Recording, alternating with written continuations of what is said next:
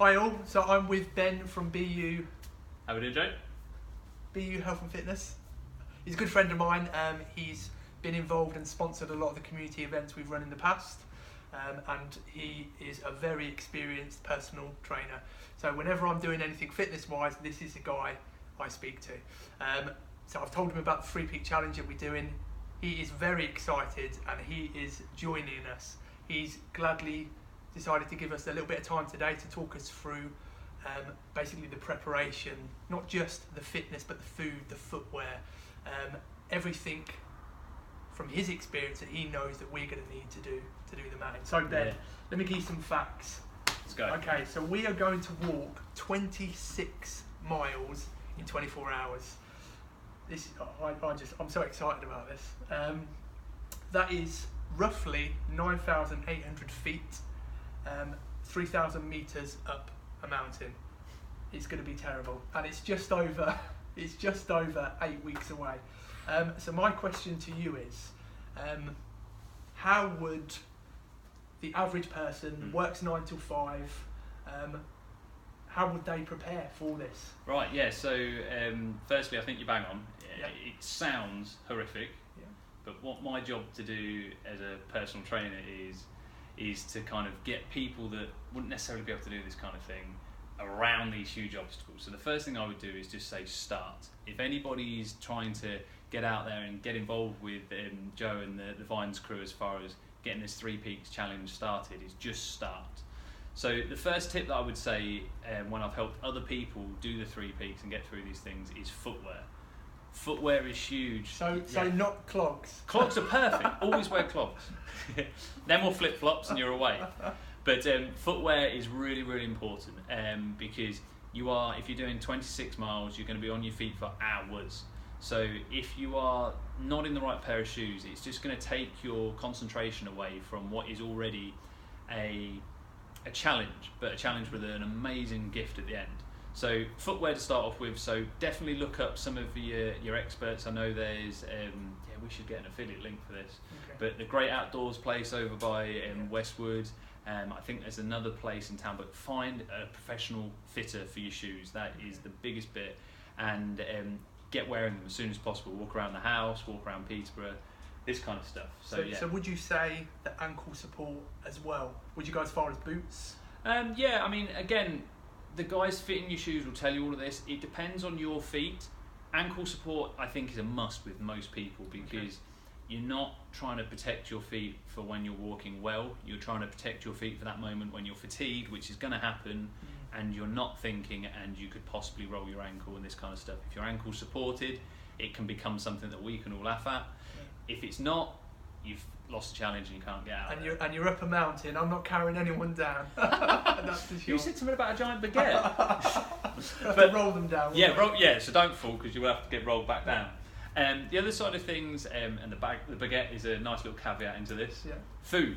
So once we've got your footwear sorted and we've got you moving a little tiny bit, eating the right things when you're training, whether it's trying to shed a couple of pounds or whether it's trying to prepare for the Three Peaks, is really, really crucial.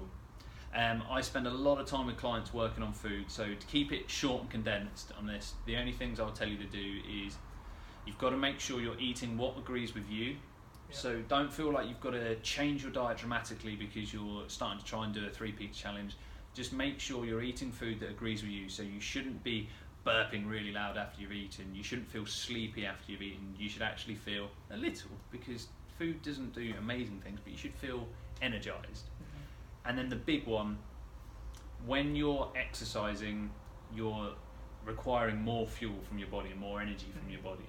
So it's making sure that you're topping up that petrol tank each time you're doing things. So if you're going out and you're walking for an hour, you've got to make sure you replace that fuel afterwards. Okay. Would you say what's a good thing to replace something with? Would you say complex carbohydrates, so your pastas? Well, I mean, as I was saying, it depends. Oh, and water. You can't get enough of this stuff. The sun's not helping there. Let me move across a little bit. Okay. Thanks for that, son. You see, even the weather is with us on this challenge. He's shining down on us.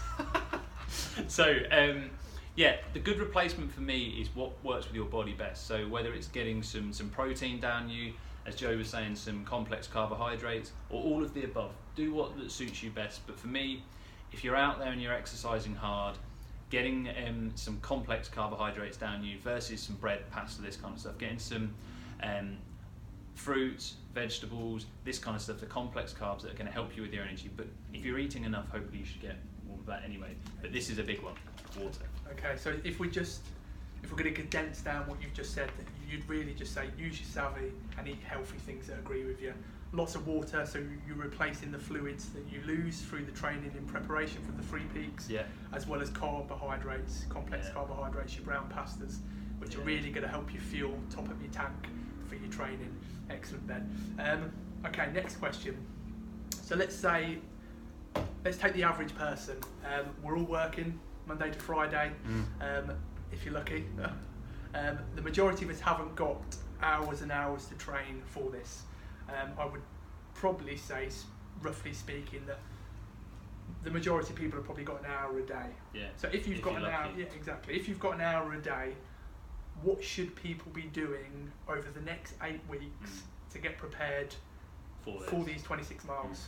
So this really nicely brings it into a moment where me and Joe were talking earlier off camera, where he dropped himself quite nicely into some exercises that we're going to be videoing. I've come prepared. Yeah, so down in the comments box below on this one is another video that we've done walking you through just some nice well, not so nice for Joe, we'll see.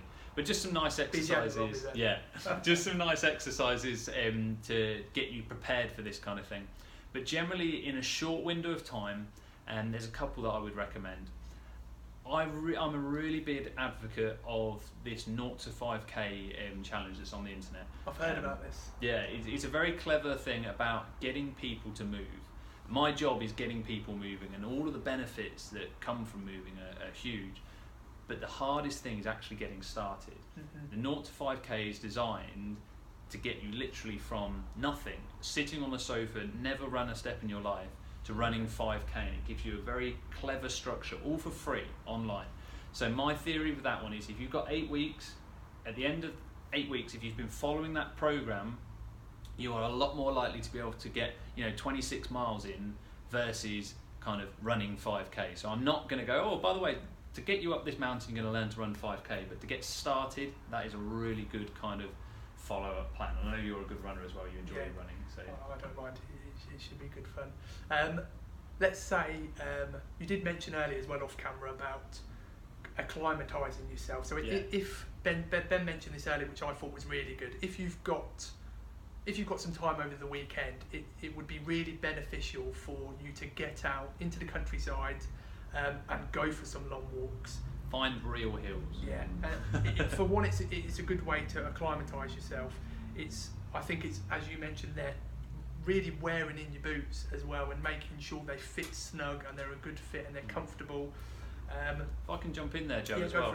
One of the great things coming to this challenge is, it sounds scary, but the thing is, with scary stuff, there's always an amazing reward at the end. And even if you don't make it all the way through, just by going to Rutland Water with the kids and walking up hills and breaking your feet, you're getting a really good habit started. So just going to these places, if you've never been to Rutland Water, go to Rutland Water. If you've ever been and walked the hills and hollows over at Barnock, it's a great experience to do by itself. So don't look at it like, oh, I've got to do 26 miles. Look at it like all these other great experiences you can have. I'm really glad you brought this up then, because when I was thinking how can we raise the money to really kick off Vines Community to the start that we want, I was really looking back on our objectives, which is to transform people's lives.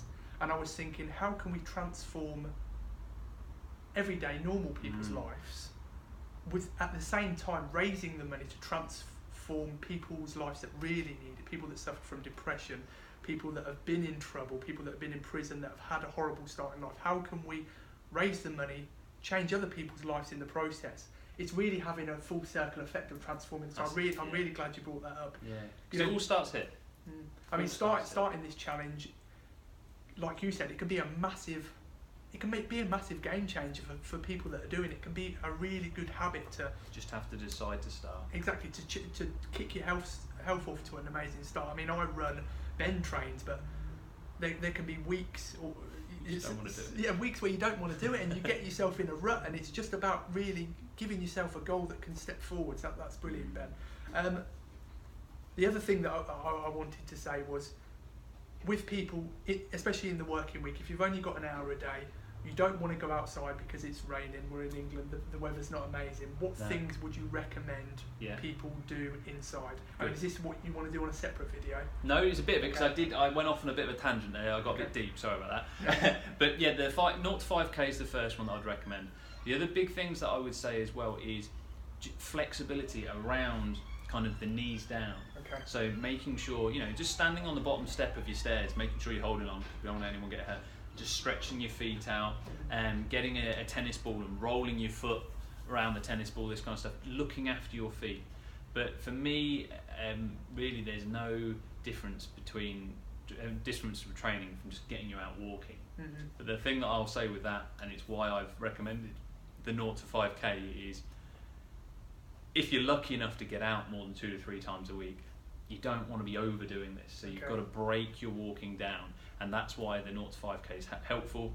And then the other thing that I'd finish with as well is sleep.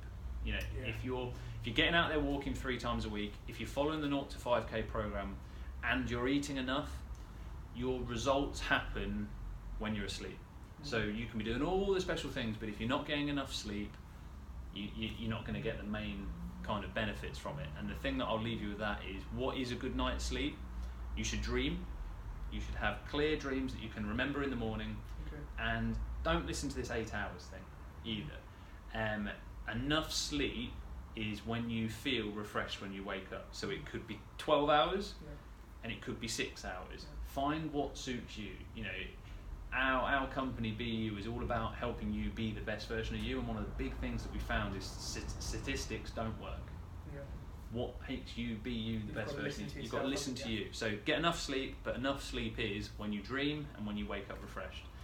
And if that isn't happening, I'll give you guys a bit of insider info that we use here at the studio. Is go and have what we call a sleep holiday.